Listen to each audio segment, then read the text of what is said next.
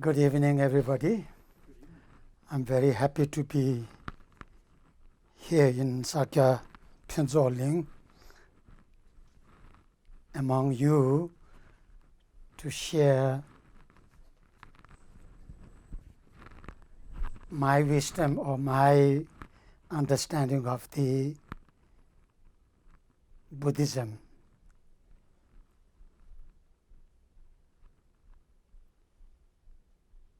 I'm sure many of you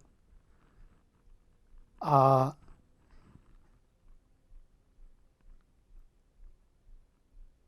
senior or well-versed, have received many teachings from many, senior teachers who are more learned, who are more experienced than myself.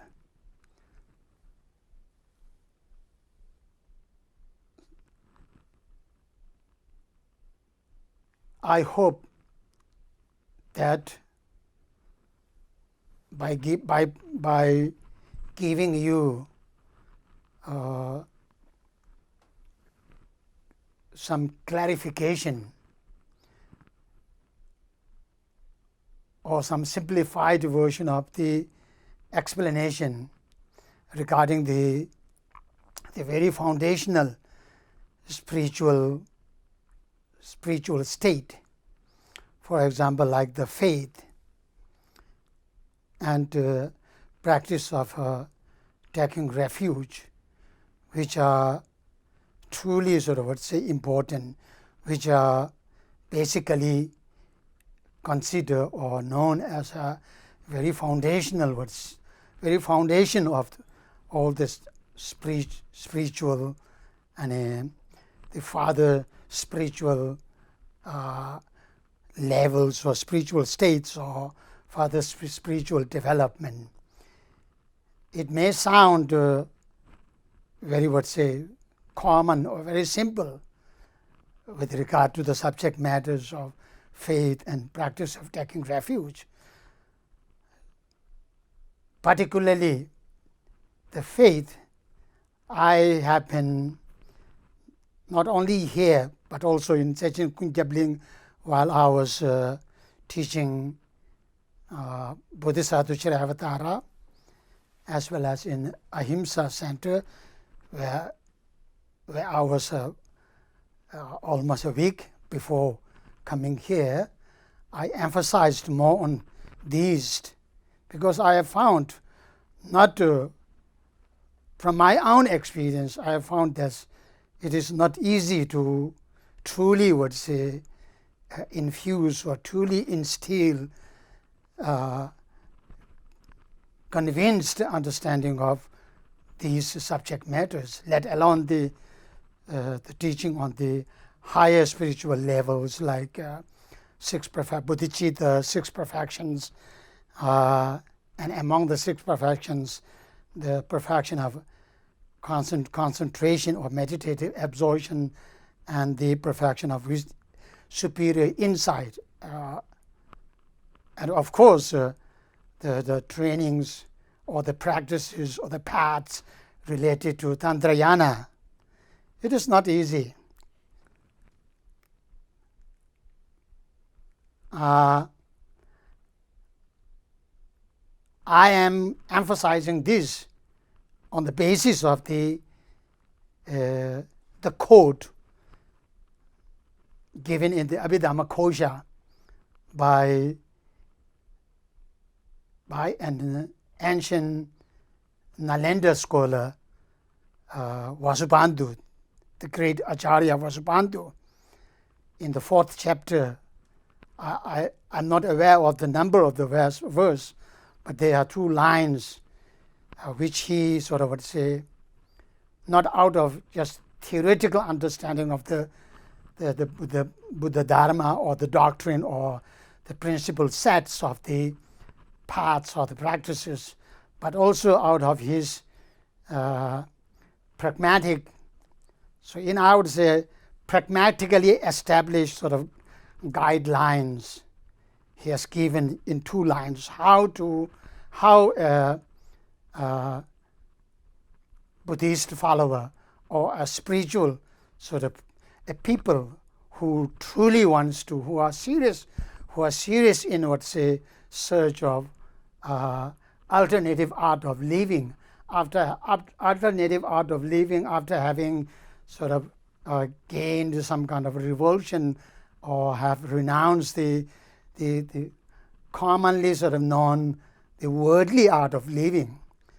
So in order to sort of embrace this alternative art of living, which is also known as a spiritual art of living, one really need to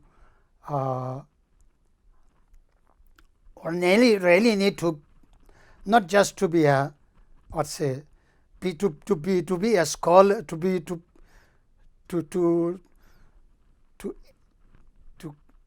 instill or to produce some kind of a scholarly philosophical understanding is not good enough.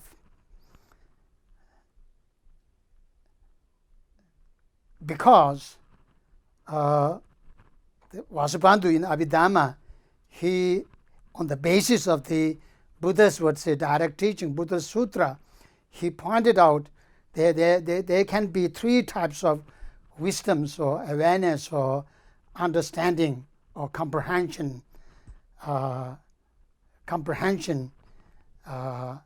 within the followers.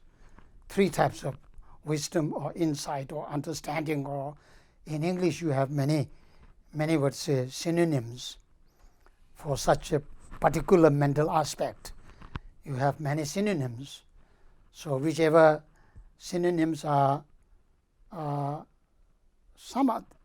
most are not identical, not exactly the same. They don't denote, or they don't sort of denote the exactly the same meaning. Some, although they are known as synonym, they differ slightly. However, the wisdom arisen from there are 3 types of wisdom. Wisdom arisen from learning, wisdom arisen from contemplation or reflection, or meditation. I would say meditation, because the meditation, the term in English is, from my understanding of the Buddhist philosophy, the English term meditation is truly ambiguous. It's not very sort of it doesn't sort of denote or doesn't depict or doesn't sort of illustrate a very specific sort of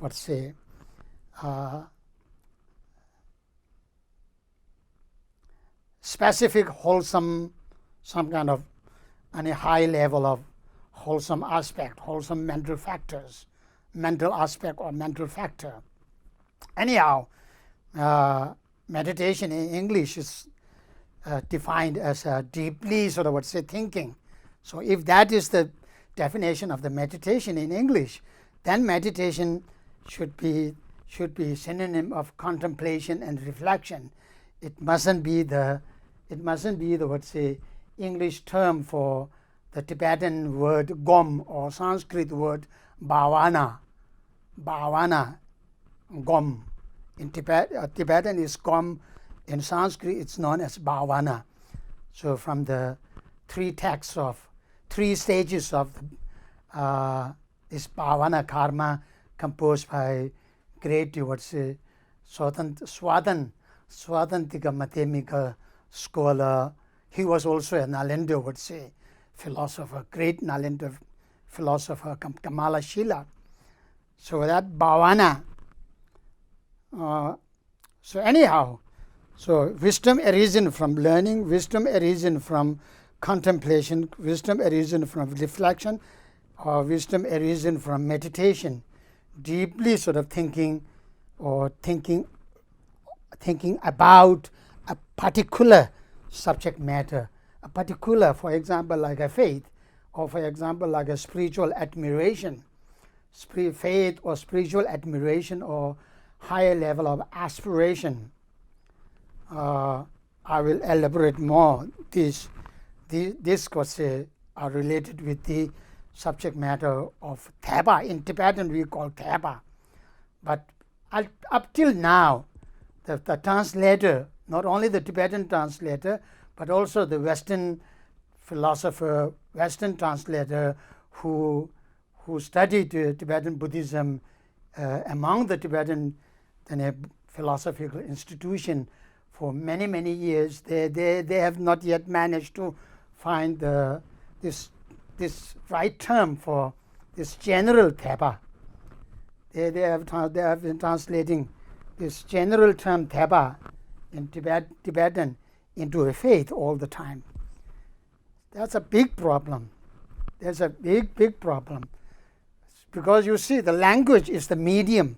Language, like a term or phrases or statement or vocabulary or sentence or whatever, language is the medium through which we express our understanding, through which you sort of would say the teacher expressed their understanding and the students then try to sort of understand that teacher's wisdom, teacher's understanding of that particular understanding with regard to that topic or that subject matters. So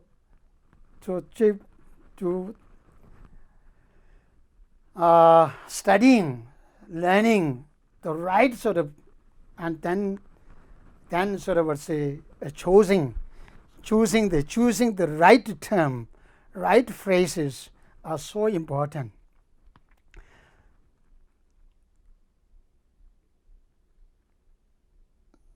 So, among the three wisdoms, wisdom arisen from learning, wisdom arisen from contemplation or reflection or meditation, then wisdom arisen from third one, wisdom or awareness or comprehension or insight, arisen from cultivation or habituation or familiarization.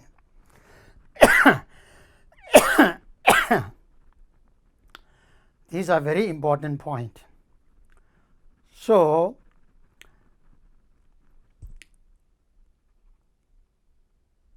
I want to speak this night, speak or give you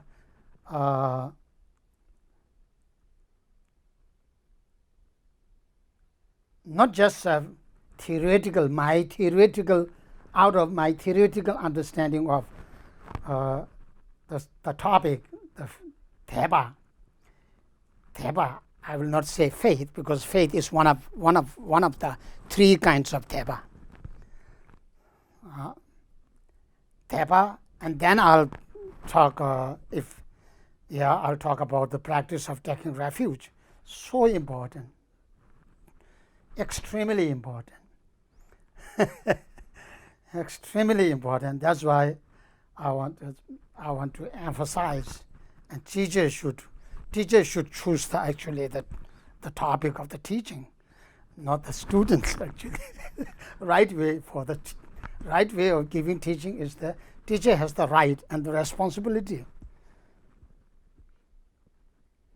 Right to decide on which topic, which teaching on which topic is more appropriate, more suitable for the audience. That is more important. So from my own experience, I am a student. I'm still a student. I'm still studying, reviewing all my knowledge, philosophical knowledge, my practical knowledge as well, knowledge with regard to the rituals, my interview, my personal sadhana or whatever. I'm still reviewing.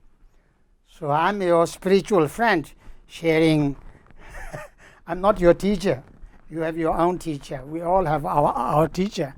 I'm a senior student of same teacher, and I'm here as a senior Dharma friends, senior Dharma friends, spiritual friends, to share my understanding.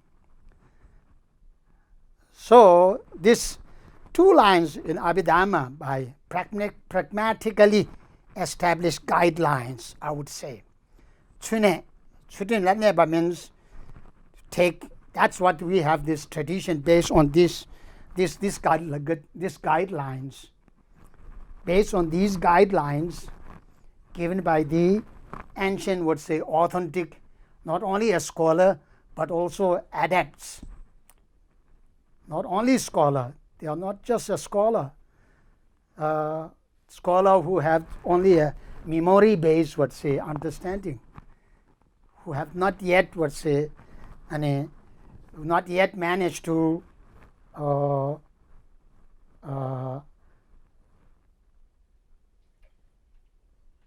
shift that memory-based knowledge into from the brain into a heart. That's one expression in English. You have all knowledge only in your brain. You have not yet managed to, would say, shift these knowledges into your heart. In other words, you have not been successfully been able to sort of, would say, put your knowledges into practice. So these scholars are not just a scholar.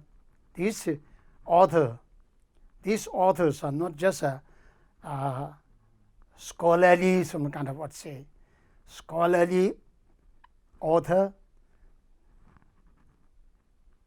So anyhow, he says, on the support of preserving whatever sort of, would say, any pledge or whatever vow or whatever sort of oath one might have taken.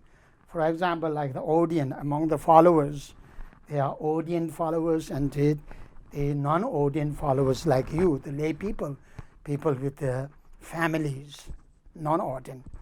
So according to our sort of an individual level of receptivity, individual level of different level of, what's say, intellectual capacity, different level of receptivity. We have different levels. We all have. That's obvious. That's apparent. That's very obvious, especially to the people who are discerning, who are sane, who have a sort of commonsensical sort of kind of approach.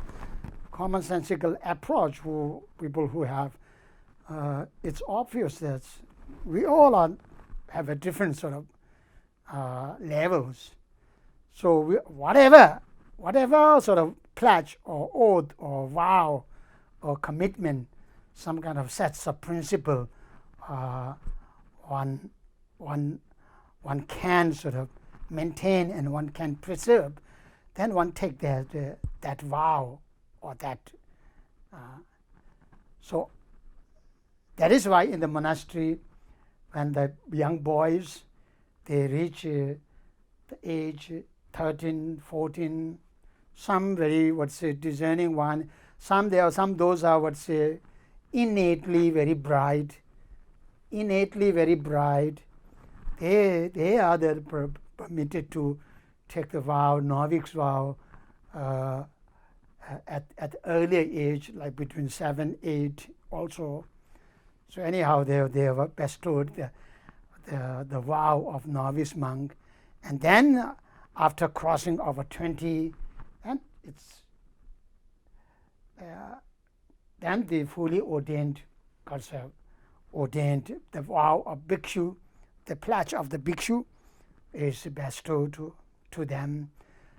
So then on the basis of, on that support, but the preserving that morality or this moral value or that training in being a person of principle, then there's all the teachings, the teaching from very, very ground level, like a literature, from the literature, and then the rituals, memorization of ritual, and so on are then what's taught to the resident monks in the monastery on the basis of this sort of established sort of guidelines. So second is to then study the Dharma, study the Dharma practice or the Dharma or the training. For example, the commitments related with your own pledge or your own vows. There are many commitments, physical commitment, verbal commitment, and mental commitments.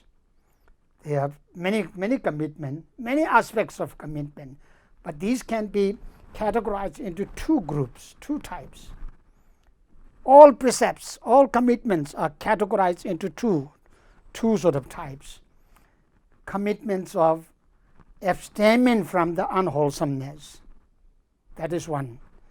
Abstainment from unwholesomeness, this includes not only abstainment from the unwholesome sort of physical sin like killing or adultery, for example, like a lay person, or stealing or telling lie, or engaging. You have these three physical sins, four verbal sins, and three types of mental, unwholesomeness. You might have, I'm sure you are aware of these. So not only to abstain from these 10 types of unwholesome, but also to train ourselves in sort of having control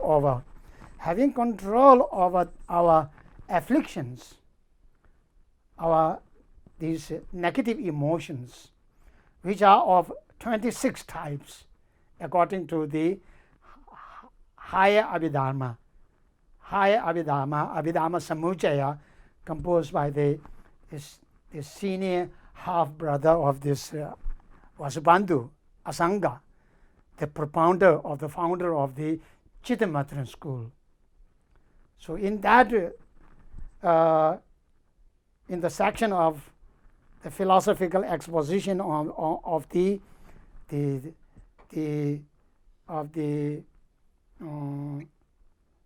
fourth aggregates, formative factor, I will not extend it, don't worry, and the aggregates of the consciousness, the fifth one, and the fourth one, associating formative factor and non-associating formative factor. So you will find all these terms in that Abhidharma English version commentary, just came out recently. That's very wonderful, Buddhist text.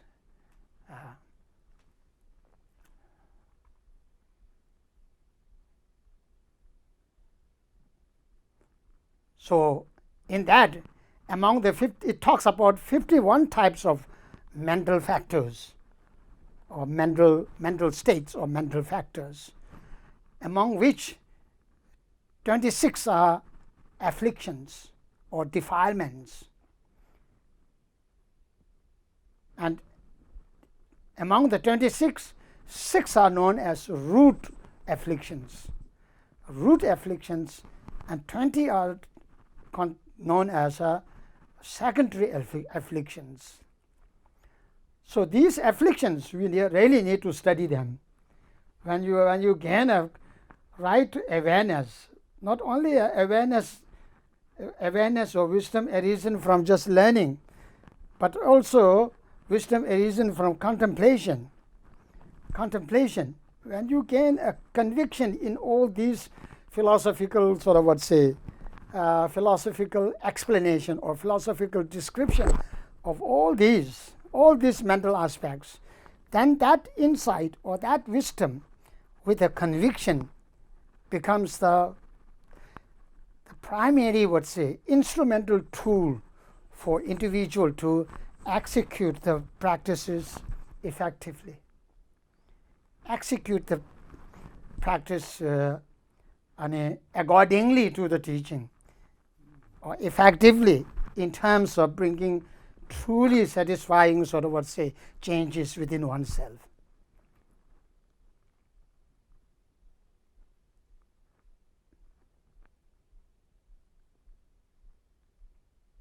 So we also need to abstain from the unwholesomeness. So many of them, 26 afflictions, not all are unwholesome.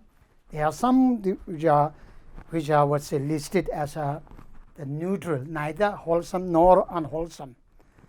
For example, like a concept of I, our concept of I is not an ego. Ego and self-centeredness and egoistic self-centeredness, ego, they are more sort of stronger, some kind of expression of that concept of I. Concept of I is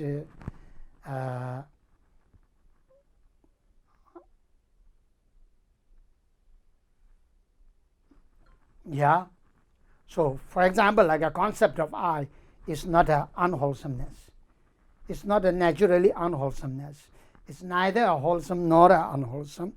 So that's why, as a very beginner, whenever we try to sort of abstain from some kind of unwholesomeness, or we attempt our best to adopt any kind of sort of wholesomeness, for example, like generating a compassion or kindness or tolerance, or our concept of I is with that. So our wholesomeness is stained or contaminated by this concept of I. It's associated with that. That is why it's just not naturally unwholesome. It's a neutral. Anyhow, so coming to the point, so abstainment from morality, so your morality is the first. Then training in the morality, preserving your morality, preserving your own pledge or your own vow. So there are two types of training. Training in abstainment from the unwholesomeness, including training to have control over our these afflictions. So this much is enough today. in this context. The second type is training in adoption of wholesomeness, as many as one can, as many aspects of wholesomeness, or as many times of even a specific aspect like a devotion, or like a compassion, like a tolerance, or whatever wholesome state, naturally wholesome state. You train your best. You train in accordance with your ability, in accordance with your some kind of intellectual sort of according to your devotion, your insight, your knowledge. This training or the practices can differ due to the this instrument, especially as spoken in the Bodhisattva Charavatara. There's a great text by Acharya, great Bodhisattva Shantideva, in the 4th and 5th chapter of heedfulness, and the 5th chapter is chapter of mindfulness, and that is also one problem, Sheshin. Many English, up till now, there's no, whatever the earlier translator had managed to translate, they have not managed to any polished or edited that English term. They call it conscientiousness, but I don't think it's not the. Some call it introspection. That is totally different. In Tibetan, we have Sheshin, Songwa, two different. Sheshin Songwa is the introspection, introspecting to your. For example, like while I'm giving teaching, I need to now and then occasionally introspect my motivation, my intention, whether my intention is being sort of stained or contaminated by some kind of negative and underlying negative sort of agenda. I need to introspect my physical action as well, my verbal sort of would say, the manner of the manner in which I sort of would say explain the teaching, whether I'm explaining in accordance with the sutra and the shastra or not, whether I'm manipulating, whether I'm sort of would say adding some kind of from my self-indulgent. So important. Because introspection is another. There should be introspection, and then this session is not. I think it's self-awareness is the right. In the dictionary, I have found this self-awareness in the English dictionary. This is much closer. So this session refers to a particular awareness, particular insight in us, awareness which is thoroughly, which is perfectly aware of how to abstain from some kind of unwholesomeness, proper manner of abstainment from the proper manner of having control over this kind of for example, like anger or hatred or some kind of emotions, very disturbing emotion, irritating or agitating emotion. You need to have this kind of awareness through which you can avoid or you can sort of overcome that disgusting emotion wisely, so that you don't feel stress while having. So when you lack this aspect of awareness, and then you are told to abstain, you are told to have control over your emotion, but you are not aware of the right manner of how to sort of subdue or how to overcome that. Then you try your best to have control over that, but lacking the proper awareness to properly sort of avoid or properly sort of overcome, then you fall in, you unconsciously, you spontaneously fall in stress. That is why these chapters are so important. That's why I don't want to teach more at a high level. Like a tantric, I really don't want to touch a tantric teaching related with the tantrayana, because this teaching or the practices and is spoken or taught by the Buddha in the common Mahayana are very, very important as a basis, as a foundation on which then the tantric practice extremely high level of practice, tantric practice are. I am here to give the right teaching.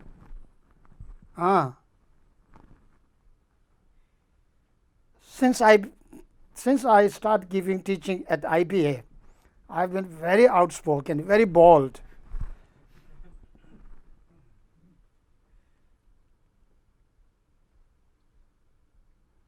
I try to provide the right teaching, not the sham teaching or fake teaching. So that in the long run, because myself, from my own experience, I started my monks at the age of 13. Now I'm 63. It's been 50 years. So while childhood, while teenage, while sort of adult, I'm very fully aware how I went through.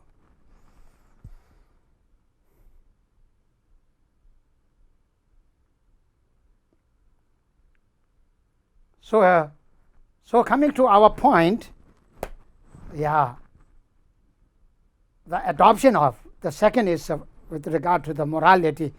Second commitments related to the the pledge or the vow you one have taken is the adoption of the wholesome. That only not just adopting. So that's, you see, among Tibetans as well, especially in the monastery also. Many monks are good in abstainment from training in the abstaining from unwholesomeness, very good. But many are not aware that in addition to that training, one also should put effort in adopting more and more wholesome more and more wholesome states, wholesome actions.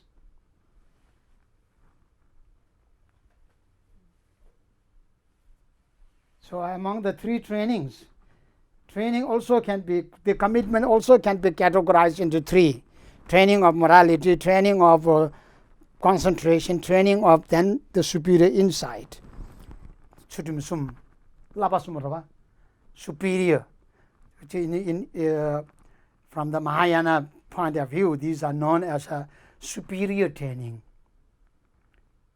because they are, although the other religion like Hindu or Jainism or Hinduism, or they also have this training of morality, training in morality, training in becoming a person of principle, person with a moral value, and then training in this meditative absorption or high level of concentration. They also have this dhyana. The training of dhyana is not an uncommon practice or uncommon spiritual state or spiritual training uncommon to Buddhism. It's common with Hinduism. So from the Mahayana philosophical point of view, Mahayana doctrine point of view, they are known as three superior trainings: training of morality, training of dhyana or calm abiding, or training of this vipassana or superior insight. So we are good in training of morality. Morality has also again three types: morality of abstainment from the affliction or unwholesomeness, morality of accumulating more and more wholesome meritorious actions, morality of accumulating more and more meritorious actions, morality of employing oneself in the social work. For example, like in a monastery or center, or sometimes from the 24 hours, not only, so at least 2, 3, 4 hours, we also should to employ ourselves in the social work, not for your own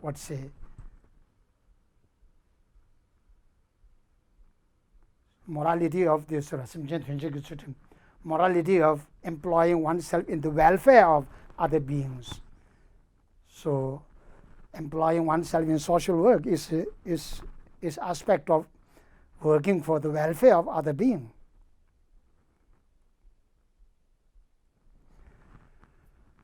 So then the second step is the learning then. Then the learning, second step. That's why, as I said, in the monastery we have this. We provide all the educations in accordance with the ages or receptivity level of the different ages of the monks. So learning. And then the next step, learning after, I think we have learned quite a lot. You have received Lamte teaching. You have received Lamte, received Vajra Yonik teaching. You have received mind training teaching. You have. So you have received. So you have gone through these two stages already.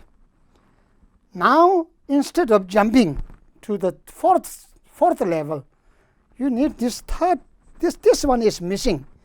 Many followers, they are missing the third step. They jump from there to the practice out of curiosity, out of some kind of extreme curiosity, hoping that this alternative kind of action, which is known as dharma practice, or may then provide you a very satisfying accomplishments of our two natural wishes. We all have these two natural wishes. No one has taught us to generate such wishes. Wish to be happy, wish to be healthy, physically well-being, wish to be mentally well-being, mentally healthy all the time. Nobody taught us to generate these two wishes. Everybody, including even a tiny sort of insects, all are equal in wishing to have a lasting sort of well-being or healthiness. I would say healthiness. Happiness is also not a right. It doesn't provide you the complete sort of complete significance or complete meaning of Tibetan term deva. So healthiness or well-being is the right. Mental healthiness and the physical well-being, mental well-being, mental healthiness. This healthiness, sometimes this happiness should be changed into healthiness or well-being, because happiness is a particular, specifically associating with this sixth perception. The happiness doesn't associate the positive sensation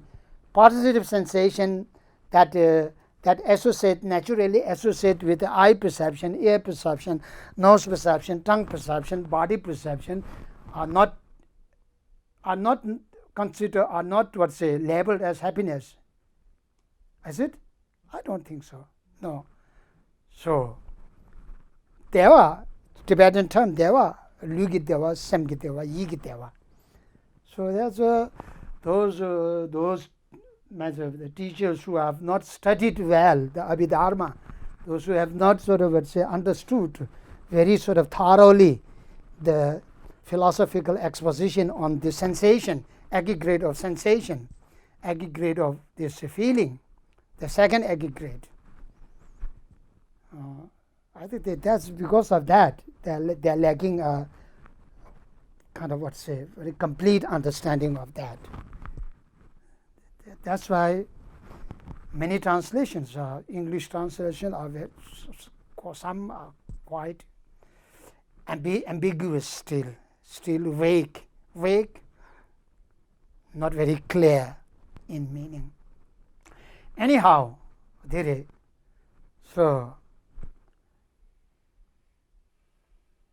so the third step is the contemplation, reflection. That I realized myself when I was student at Sakya College for 8 years, and then I was appointed as an acting Khenpo. I was the teacher there, and I taught some major philosophy like Abhidhamma Kosha and Abhidhamma Samuchaya. They are very big philosophical texts. I taught, and then I underwent a retreat. While in the retreat, then I realized, my shortcomings, my deficiency, my true deficiency. Well, I have to then shift from here to here. While I was in the pursuit of then shifting from here to here, then I discovered that I lack so many understanding. I didn't have a right understanding, even the right understanding of the triple gem, Buddha, Dharma, Sangha. No understanding of Buddha, Dharma, Sangha. What Buddha constitute for, what Dharma constitute for, what Sangha constitute, what this faith or Theva constitute. Then what is the past tense of strike? Strike. stroke. So anyhow, then I realized that, oh, I was lacking this one, this third step. Wisdom arisen from contemplation. That was truly right, because I didn't utilize my own intellectual capacity. I just download the wisdom of the exposition or explanation given by the scholars. I just download them in my memory, and then I just recall and I use them, and while teaching or while debating, or I just use them. I realized that I didn't utilize my own intellectual capability to reflect and to contemplate whether such philosophical expositions are truly, rational or not. Whether they truly conform with the fact, with the actual subject matter. For example, they talk about faith, or they talk about spiritual admiration. So that philosophical explanation, I didn't compare the actual topic of their philosophical exposition with their explanation, because of which I lacked the right instrument in myself, or the right tool in myself to execute the practice properly, execute the practice effectively. That's why I want to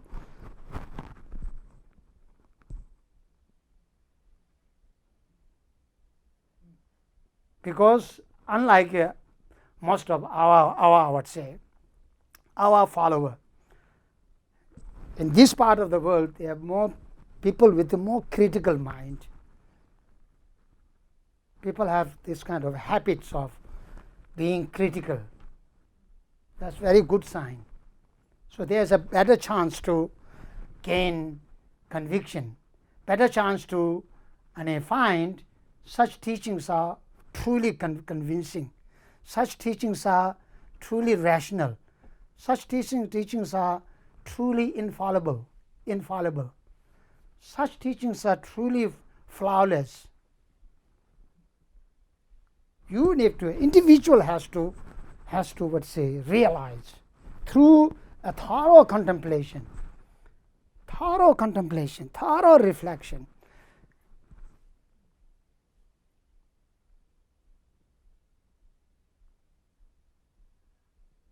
You may not find in the beginning all these as a very inspiring or very rational or very convincing, or you may not find. I went through same situation.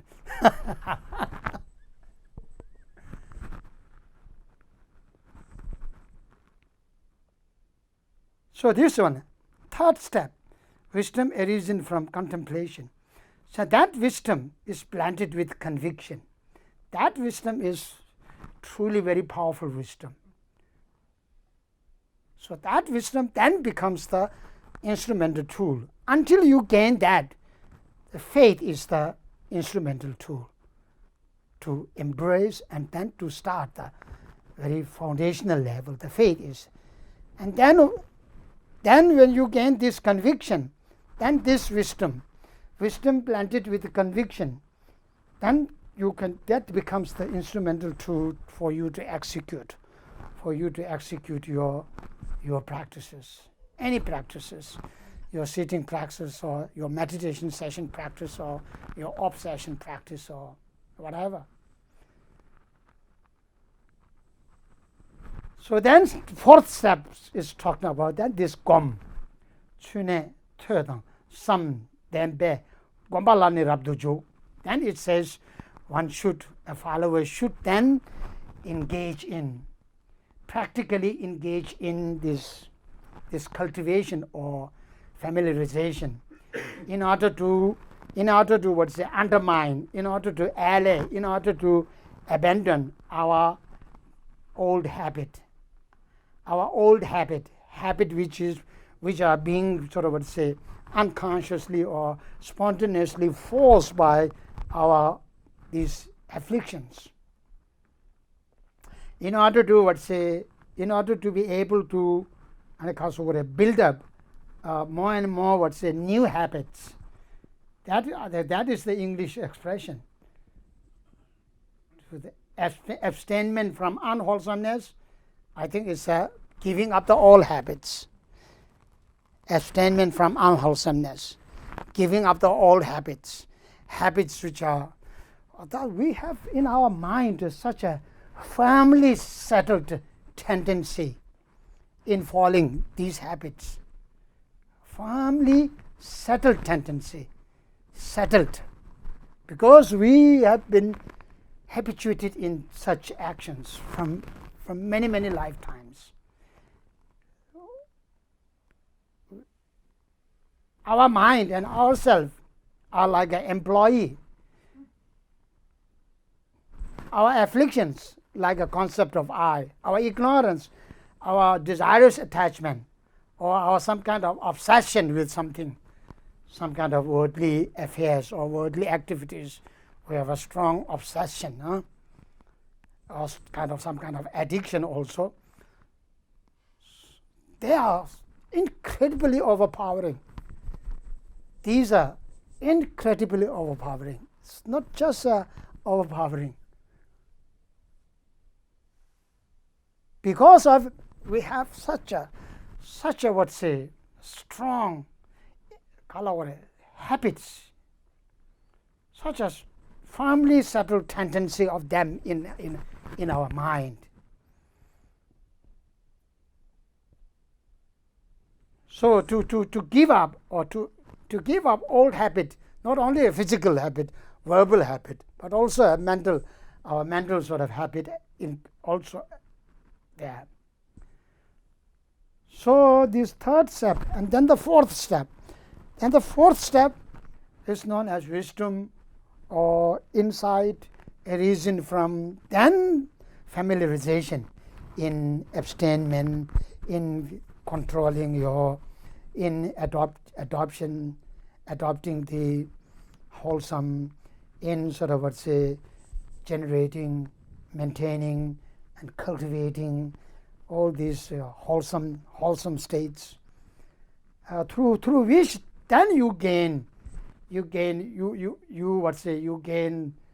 some kind of we say experience, practical experience,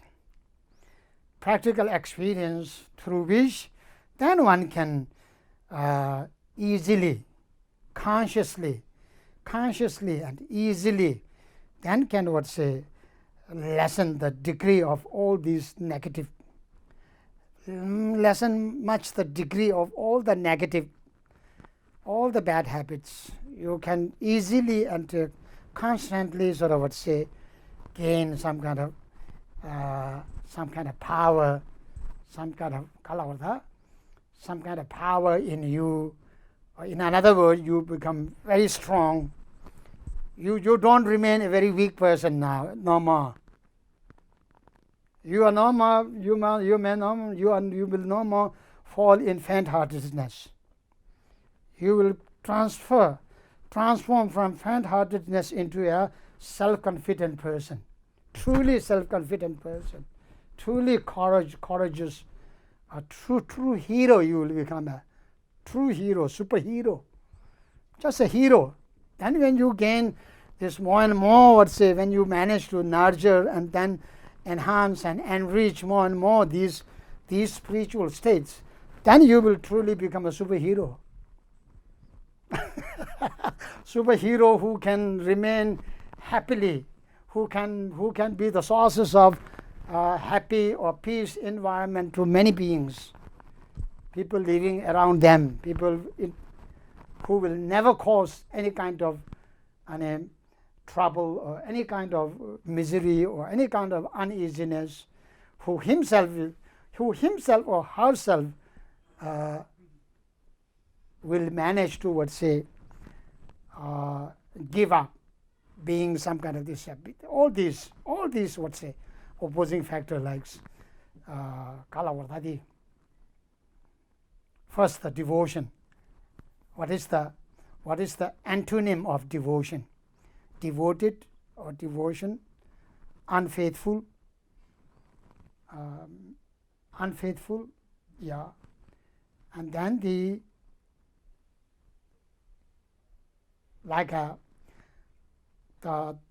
antonym of compassion is the hostility.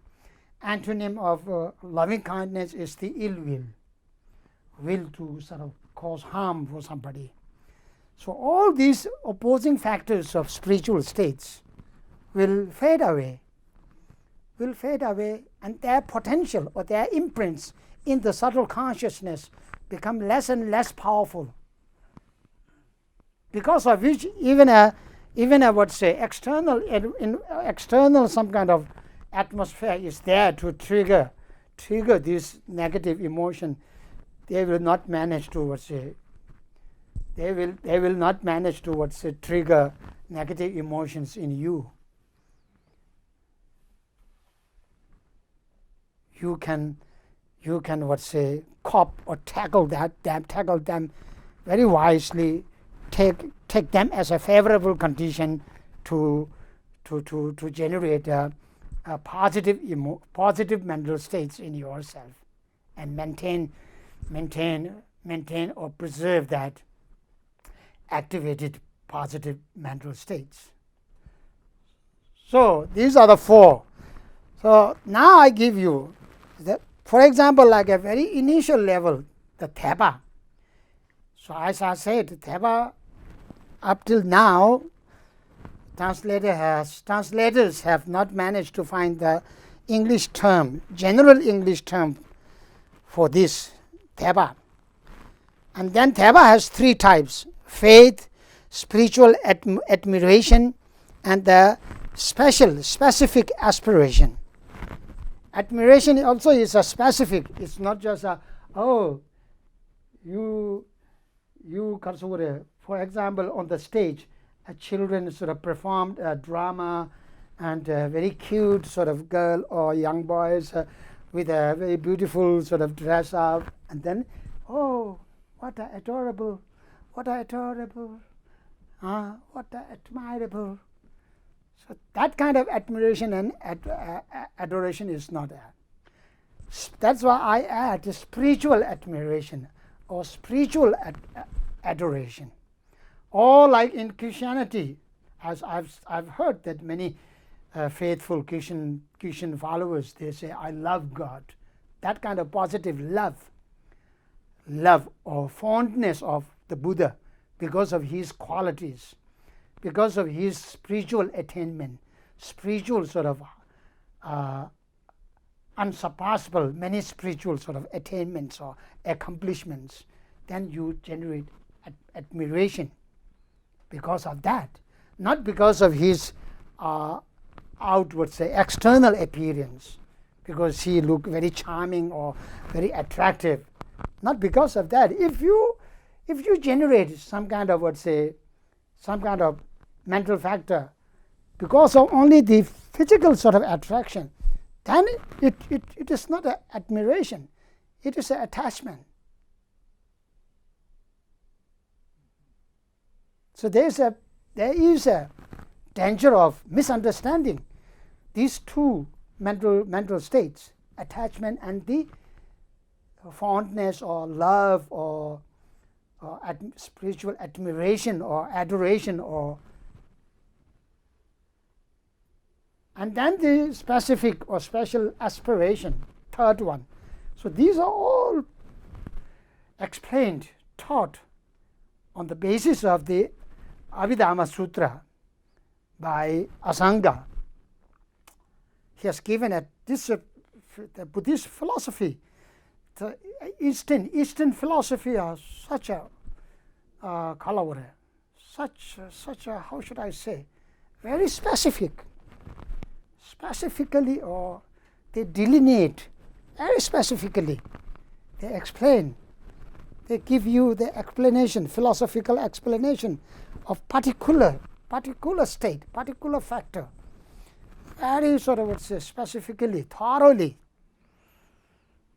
That's why I think Dalai Lama recently, maybe 2 years ago, I cannot remember very clearly, while having discussion with the scientists, he categorized Buddhism into three sort of types: Buddhist science, Buddhist philosophy, and Buddhist religion.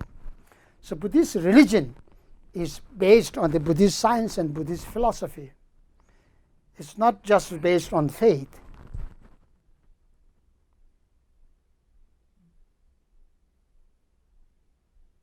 It's totally based on Buddhist science and Buddhist philosophy. However, as a beginner, as a very, follower who have just started, who have just embraced, and who is in the pursuit of,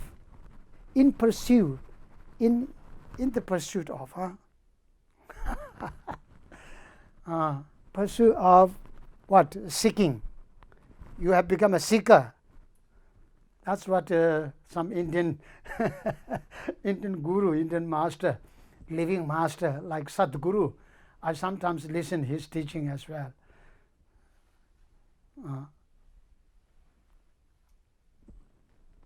So anyhow, we really need to have a right understanding of these: the faith, spiritual admiration, and then the specific aspiration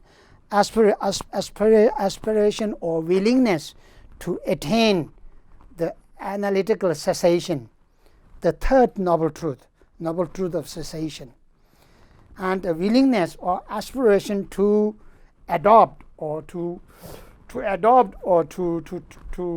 accomplish the fourth noble truth of path. That refers particularly to the superior insight, non-conceptual realization, actually. Non-conceptual realization of the emptiness or ultimate reality, or inexpressibility, or whatever. There are many sort of, in Tibetan also there are many synonyms, many terms for that. So that particular. So the faith doesn't, this faith it's not a general faith, like I have faith in you, you don't worry. That's general faith. It's not that one. Very specific faith. Faith in the relatively existence of the triple gem. That kind of faith. One. There's one. Relatively existence. Ultimately nothing exists. You are aware. Huh? From the ultimate, from the perspective of the non-conceptual realization and the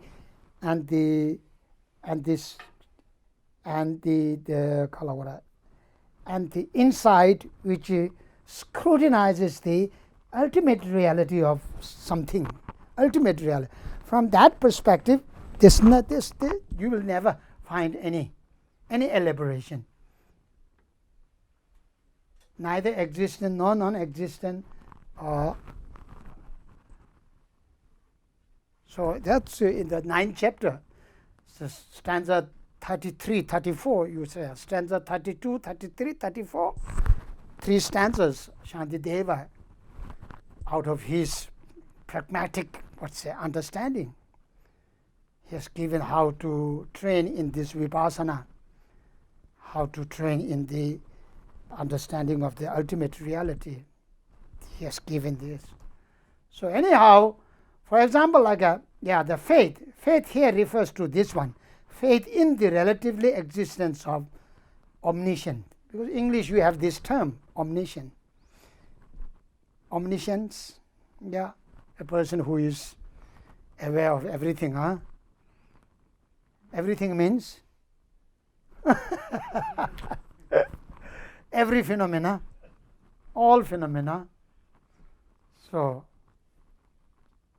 then also faith in the natural link or relationship between our karma karam. Some in Indian they pronounce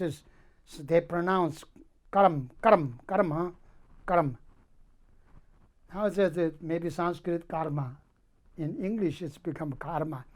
Karma, our actions and their consequences, their sort of impacts, their immediate impacts or their long-term impact, short-term impact, consequences or outcome or whatever. So if you have this kind of faith, even that faith is unreflexive. That faith is not characterized by a thorough sort of understanding of the karma and their consequences. That faith works. That faith is wholesome. That faith is very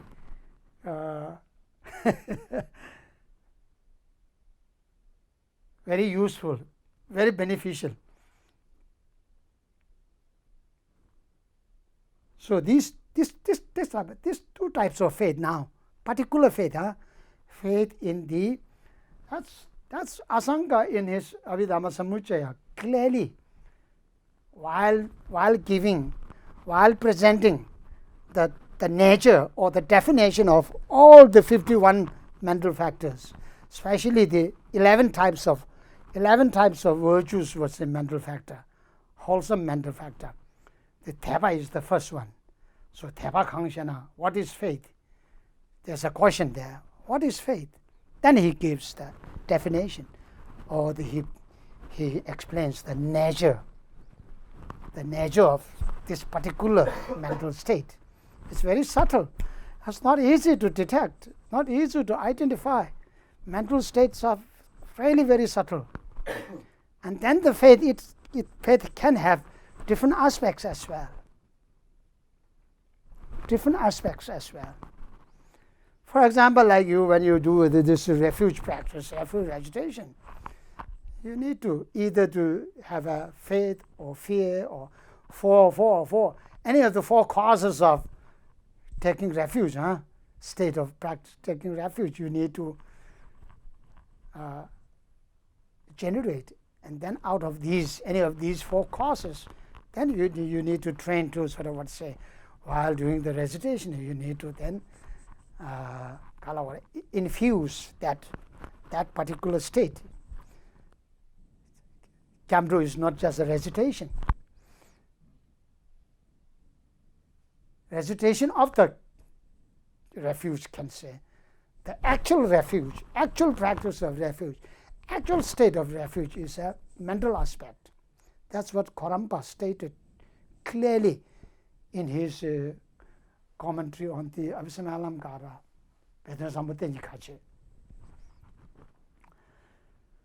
So, first, faith, there are only two types. Faith can be only two types now. You have got it, Then second, spiritual admiration. Spiritual admiration means admiration in the qualities of the Buddha and Buddha himself. Buddha in person, Buddha in the form of person, or Buddha also is referred to his qualities as well.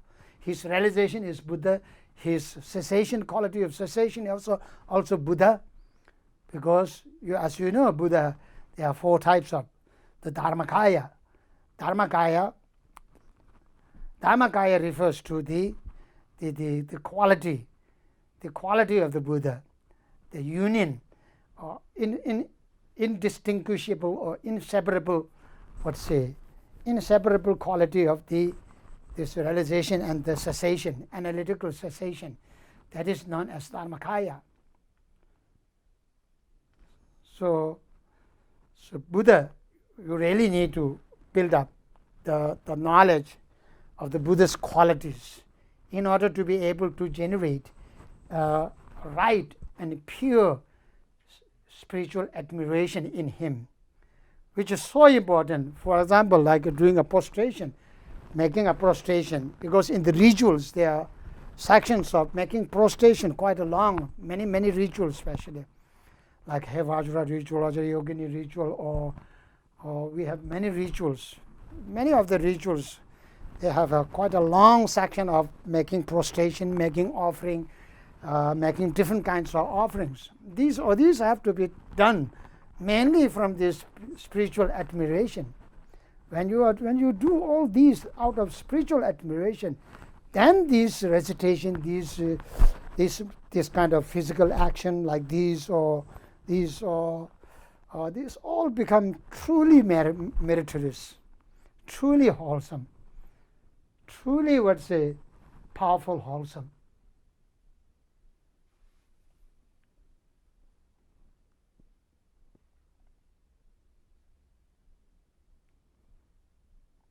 So this pure admiration, second type of theba. First is the faith. In English, that's fine, no problem. That's very decisive definition, similar to the Tibetan yi chebe theba, yi chebe theba, yi cheba.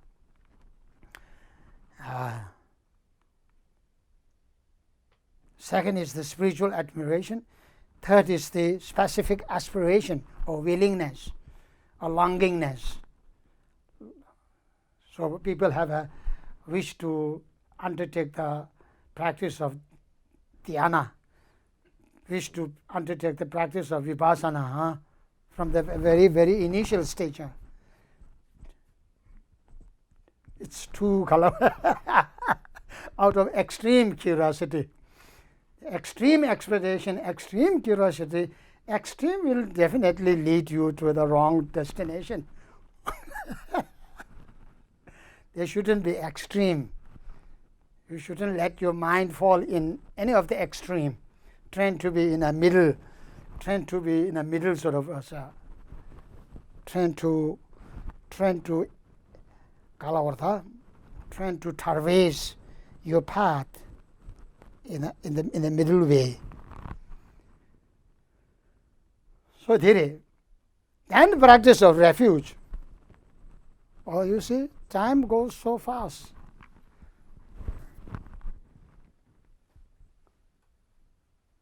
So important, I'll give this practice of refuge is so important. And the faith also. Faith, I don't know which of these three, theba. Rongten Khenpo, in one of his instruction, pity instruction, he says theba is this faith or spiritual admiration. I think both. So important in initial stage for the follower to try to instill, try to sort of preserve or maintain, even though you have not yet become very wise, philosophically wise. You are not you have not become that much learned. Train yourself to be very devoted, very faithful. There's a great benefit of that. Training to be faithful, trained to be loyal to your guru, especially a guru who has a complete qualification, not just a fake guru, real guru. There are many fake gurus in all religion, not only in all religion, in all community, in all 5 continents, there are many more numbers of fake gurus, fake teachers. So this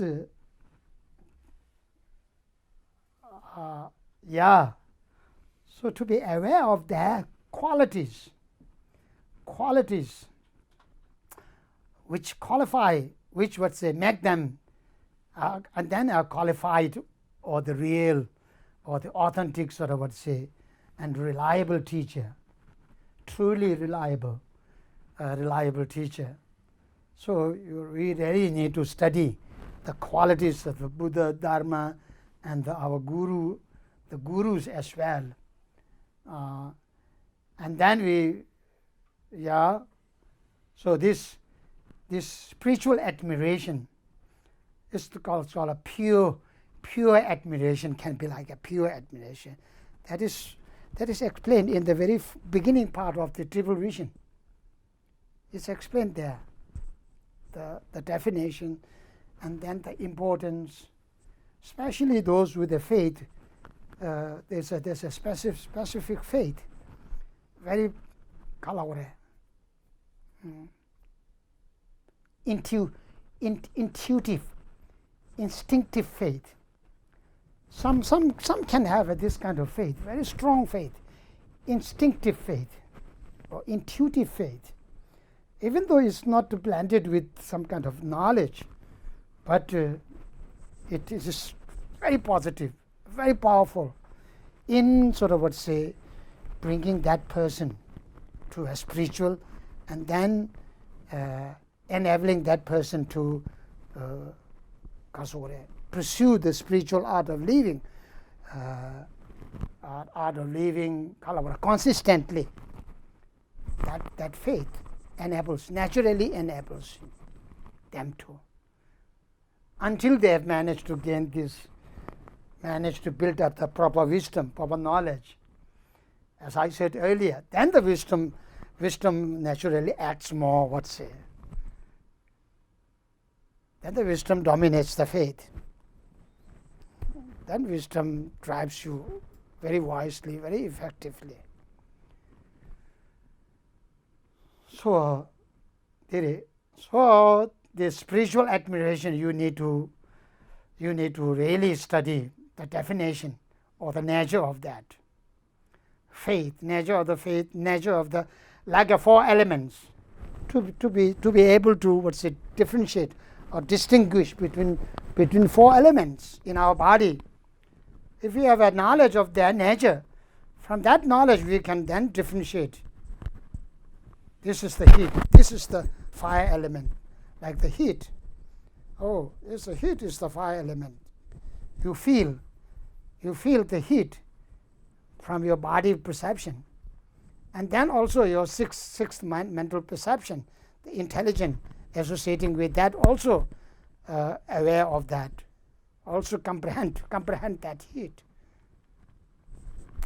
Body and then this mind, they both comprehend the heat, so they are aware of this fire element. Through that the heat is the nature of, or definition of, the fire element.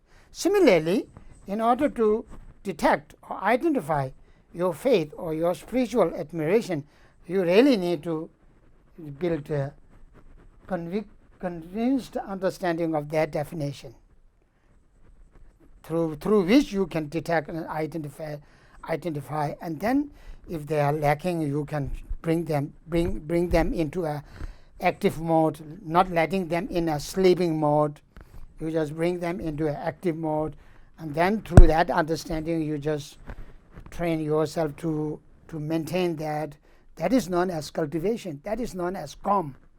When you train to maintain that activated state of this faith, or activated state of spiritual admiration, then you are cultivating the faith or the spiritual admiration. That's why we have in Tibetan Theba Gom.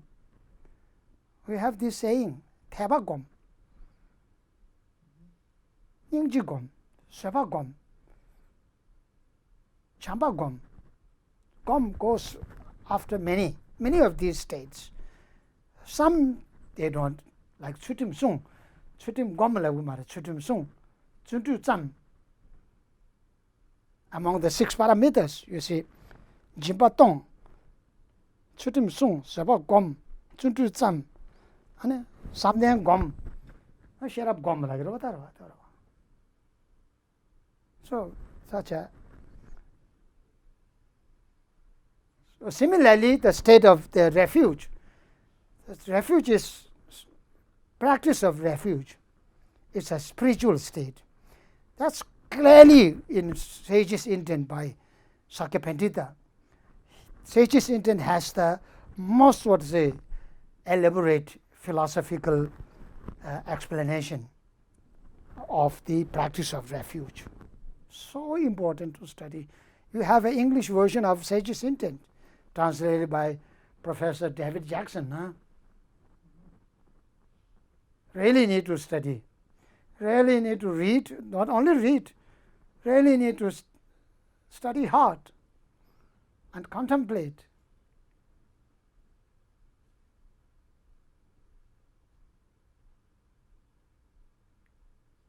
So in that definition is given a yu chola tempera kechewa.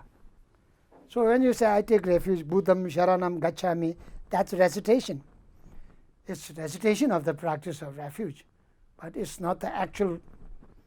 So while reciting that, then with the understanding of the refuge, the Buddha himself, with the knowledge of the Buddha, the definition of the Buddha, as well as with the knowledge of the definition of the state of refuge, state of taking refuge, then repetition of that recitation.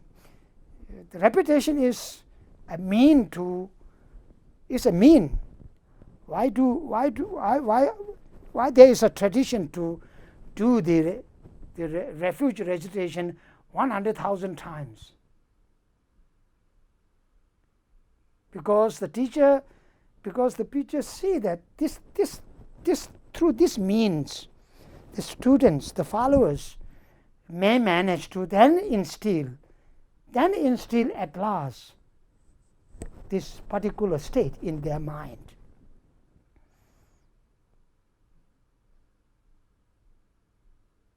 Otherwise, it's not just an accumulation of number. Huh? I've done 1,000 of Ngondo. Everywhere it's the same, Tibetan or Western or Chinese, or I've done 100,000 Ngondo, 100,000 East Ngondo. But still I'm not aware of the definition.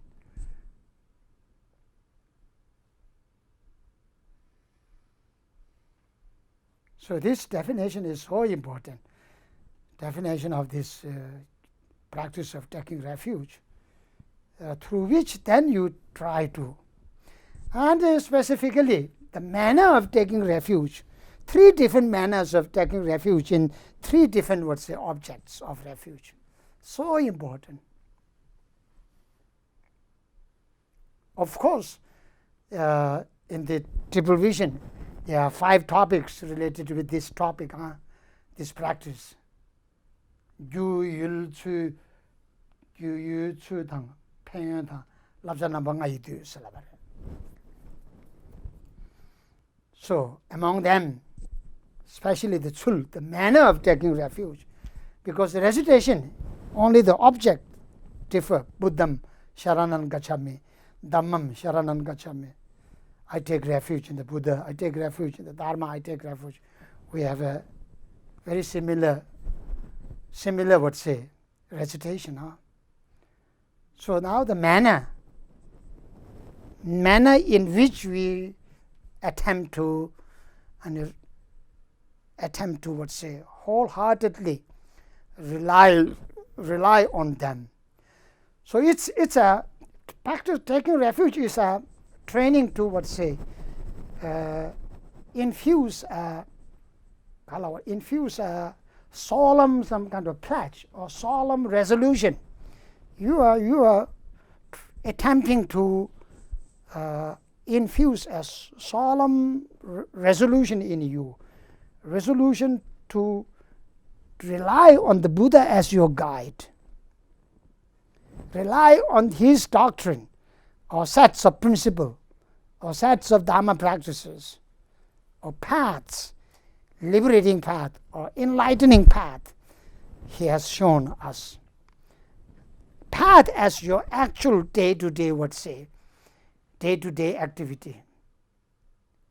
You are making a resolution in your mind wholeheartedly to rely on the wholesome training, wholesome abstainment from the unwholesomeness and adoption of the wholesomeness as your day-to-day, day-to-day activity. That is what taking refuge in Dharma means. Because these actions then naturally bring you the accomplishment of your 2 natural wishes. Buddha discovered, Buddha knew. Through thorough investigation, scientifically, philosophically, he investigated again and again while he was training in the Hindu practice, as Hindu would say, ascetic practice,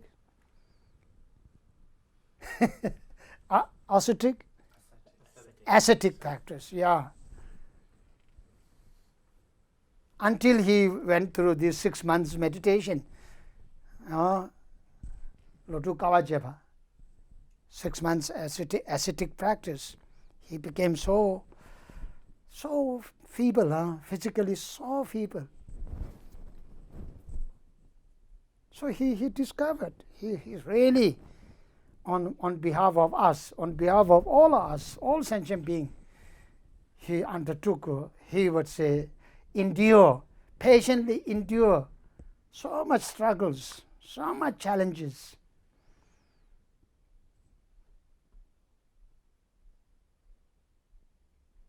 To discover the right path, of a right path that leads to the enlightenment, authentic enlightenment. So the practice of refuge is so truly important.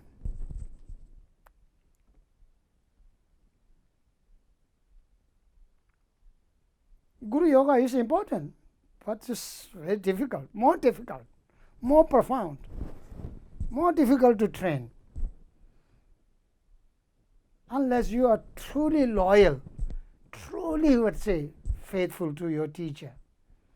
It's not an easy practice. You call it lamesium, huh? Then you will fall like that. So Yarambuche, they have this, very, at the end, the big problem between the guru teacher and the students.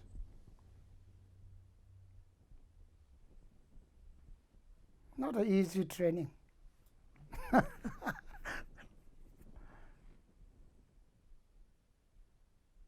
So I would recommend to train first in these common, trainings. Common trainings which were taught in the common Mahayana teaching, common Mahayana doctrine. So, practice of taking refuge, you read that.